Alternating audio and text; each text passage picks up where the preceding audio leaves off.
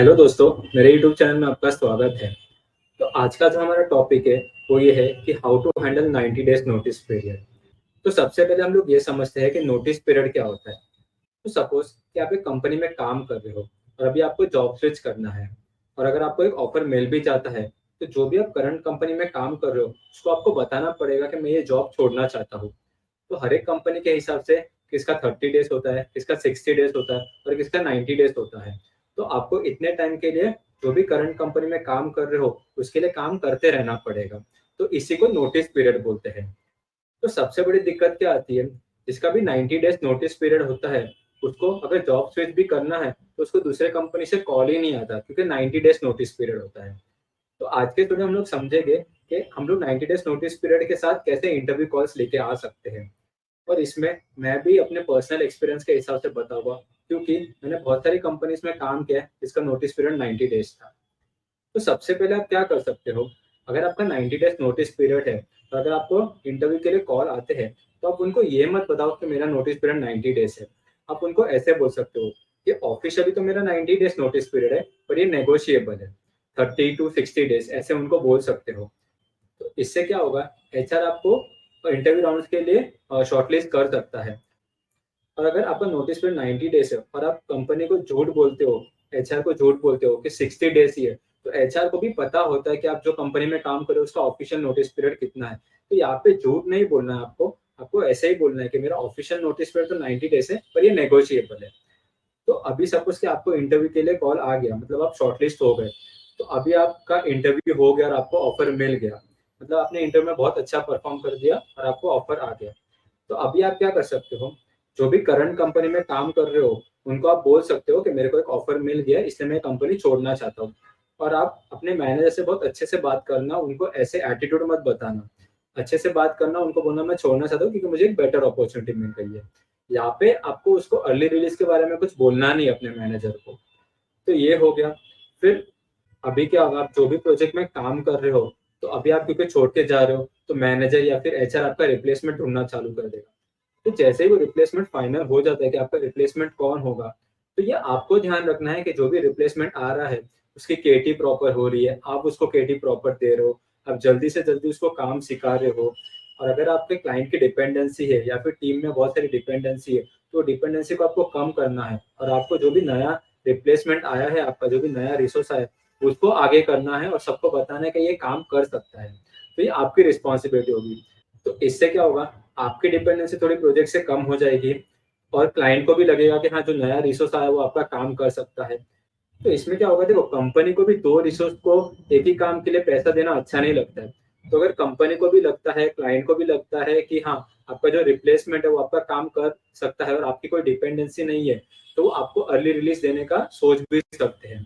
तो आपने अपना काम कर लिया, आपने उसको सारा कुछ सिखा दिया। इसके बाद क्या करना है, आपको आपको अपने मैनेजर के पास जाना है एक रिक्वेस्ट लेके कि मुझे एक अर्ली रिलीज चाहिए। तो आप आपके मैनेजर से एक मीटिंग रख सकते हो। फिर देखो, मोस्ट ऑफ द केस में अगर आपके मैनेजर को भी लगा कि हाँ, जो भी नया रिसोर्स आया है वो आपका काम कर सकता है, तो वो आपको अर्ली रिलीज दे भी सकता है। लेकिन ये भी चांस है कि वो ऐसा बोलेगा कि मैं सोच के बताता हूँ। तो आपको उसको कुछ एटीट्यूड या वैसे कुछ नहीं बताना है, आपको भी उसको थैंक्स बोलना है कि ठीक है, आप देख के मुझे बता देना। अभी समझो थोड़े दिन हो गए, फिर भी आपका मैनेजर का रिप्लाई नहीं आया, तो ये आपका काम है कि आप मैनेजर को फॉलो अप करो।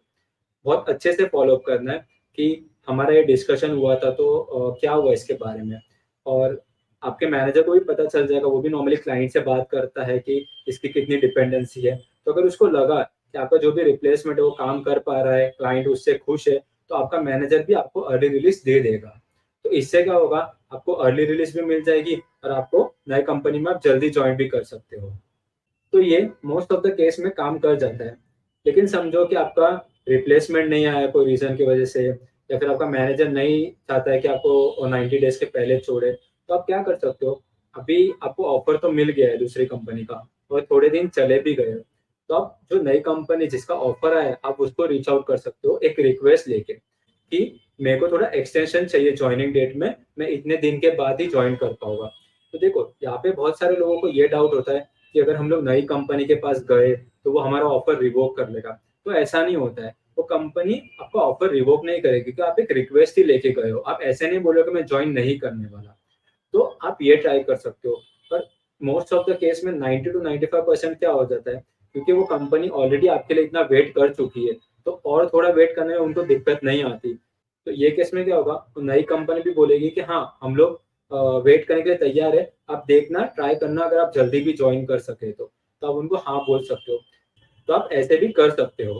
अभी तीसरा केस ये आता है कि समझो कि आपका मैनेजर भी आपको नहीं छोड़ रहा है और नई कंपनी भी आपके वेट करने के लिए तैयार नहीं है। तो ये केस में आप ऐसे भी कर सकते हो, जब तक आप ये सब कर रहे हो, मतलब अपने करंट मैनेजर से बात कर रहे हो, तब तक जितने भी दिन है उसमें ये देखो कि आप और एक कोई ऑफर निकाल सकते हो क्या? क्योंकि अभी आपका नोटिस पीरियड तो 90 डेज़ नहीं रहा, क्योंकि आपने पेपर तो डाल दिया ऑलरेडी। तो अभी आपका नोटिस पीरियड कम हो गया है। तो आप ये देखो कि उससे आपको कोई और ऑफर मिल सकता है क्या? तो ये केस में क्या होगा, सपोज कि आपने अभी पेपर तो डाल दिया और अगर आपका करंट मैनेजर भी नहीं मानता, आपकी नई कंपनी भी नहीं मानती, तो ये केस में आपके पास कोई भी जॉब ही नहीं रहेगा। करेक्ट? तो बहुत एक रिस्की सिचुएशन हो सकती है। तो इसलिए अगर आपके पास कोई और एक ऑफर होगा ना, तो आपके लिए बेटर होगा, क्योंकि जिस कंपनी से आपको फर्स्ट ऑफर आया था, आप उससे भी बात कर सकते हो कि मेरे पास और एक ऑफर है, तो आप ट्राई कर सकते हो क्या एक्सटेंड करने का। तो देखो, नहीं तो क्या होता है कि आप जॉबलेस हो जाओगे, क्योंकि आपने पेपर डाल दिया, करंट कंपनी भी नहीं मान रही, नई कंपनी भी नहीं मान रही। तो आप ये सब चीज़ें ट्राई कर सकते हो। पर अभी तक जो भी मैंने बताया ना, वो 90 टू 95% काम कर लेता है, और ये मैं अपने एक्सपीरियंस से बता रहा हूँ। अभी दूसरा ऑप्शन क्या होता है? दूसरा ऑप्शन बायआउट भी होता है। अभी बायआउट क्या होता है? समझो कि कोई कंपनी का नोटिस पीरियड 90 डेज़ है, लेकिन आपको अर्ली रिलीज़ चाहिए। आप 60 डेज़ अर्ली रिलीज़ माँग सकते हो, 30 डेज़ अर्ली रिलीज़ माँग सकते हो, 90 डेज़ अर्ली रिलीज़ माँग सकते हो। तो इसी को बायआउट बोलते हैं। तो आप ये देख सकते हो कि आपके करंट कंपनी में बायआउट ऑप्शन है क्या? अगर बायआउट ऑप्शन है, तो आपको जितने भी डेज़ का अर्ली रिलीज़ चाहिए, उतने डे का पेमेंट कर सकते हो। मोस्ट ऑफ द केसेस में क्या होता है, जिस कंपनी ने आपको ऑफर दिया है ना, वही आपको बायआउट कर लेती है। कभी-कभी जो नई कंपनी आपको हायर कर रही है, वो पूछती भी है कि आपकी कंपनी में बायआउट ऑप्शन है क्या? तो अगर ऐसा है और वो कंपनी पे करने को तैयार है, तो आपके लिए और भी अच्छा हो जाएगा। आपका पैसा भी नहीं जाएगा और आपको अर्ली रिलीज़ भी मिल जाएगा। तीसरा केस ये है कि आप बेंच पे हो और आपको कोई प्रोजेक्ट एलोकेटेड नहीं है। तो ये केस में तो आप एचआर को रीच आउट कर सकते हो और बोल सकते हो कि मुझे अर्ली रिलीज़ चाहिए। देखो, आपको प्रोजेक्ट भी एलोकेटेड नहीं है, तो कंपनी को आपसे कोई फ़ायदा नहीं हो रहा है। तो ये सिनेरियो में तो बहुत अच्छा चांस है कि कंपनी आपको अर्ली रिलीज़ कर देगी। चौथा सिनेरियो ये है कि आप प्रोबेशन पीरियड पे हो। तो देखो, आप कोई भी नई कंपनी जॉइन करते हो ना, तो बहुत सारी कंपनी आपको प्रोबेशन पे रखती है। मतलब कि आपको वो कंपनी में 6 महीना या 3 महीने के लिए काम करना पड़ेगा। अगर आपका काम अच्छा लगा, तो ही वो कंपनी आपको परमानेंट करेगी। तो ये केस में अगर आपने जो भी कंपनी में काम कर रहे हो, उसमें अभी आपने अभी रिसेंटली जॉइन किया है और अगर आप प्रोबेशन पे हो, तो कंपनी का ऑफिशियल नोटिस पीरियड तो 90 डेज़ होता है, लेकिन प्रोबेशन पीरियड पे या तो 30 डेज़ या तो 60 डेज़ होता है। मोस्ट ऑफ द केसेस में तो 30 डेज़ ही होता है। तो आप आपके ऑफर लेटर में चेक कर सकते हो। तो अगर आप प्रोबेशन में हो और आपका नोटिस पीरियड 30 डेज़ ही है, तो ये सिनेरियो में तो आप बोल सकते हो एचआर को कि मेरा ऑफिशियल नोटिस पीरियड ही 30 डेज़ है, क्योंकि मैं प्रोबेशन पीरियड में हूँ। तो देखो, आपको सिर्फ एक ऑफर लेके आना है। अगर आपके पास एक ऑफर आ गया ना, तो फिर दूसरा ऑफर, तीसरा ऑफर आने में कोई प्रॉब्लम नहीं होता। मैं ये वीडियो में सैलरी नेगोशिएशन के बारे में या ऑफर कैसे चूज़ करने का, मैं वो सब डिस्कस नहीं करूँगा। अगर आपको उसके बारे में डिटेल वीडियो चाहिए, तो मुझे कमेंट सेक्शन में ज़रूर बताना। अगर आपको आज के वीडियो में कुछ भी डाउट हो, तो उसके लिए भी मुझे कमेंट सेक्शन में ज़रूर बताना। तो चलो, आज के वीडियो में इतना ही। अगर आपको ये वीडियो अच्छा लगा होगा, तो इसको लाइक और शेयर ज़रूर कर देना और मेरे चैनल को सब्सक्राइब भी कर देना, ताकि आप मेरे ऐसे अपकमिंग वीडियोज़ मिस ना करो। Thank you.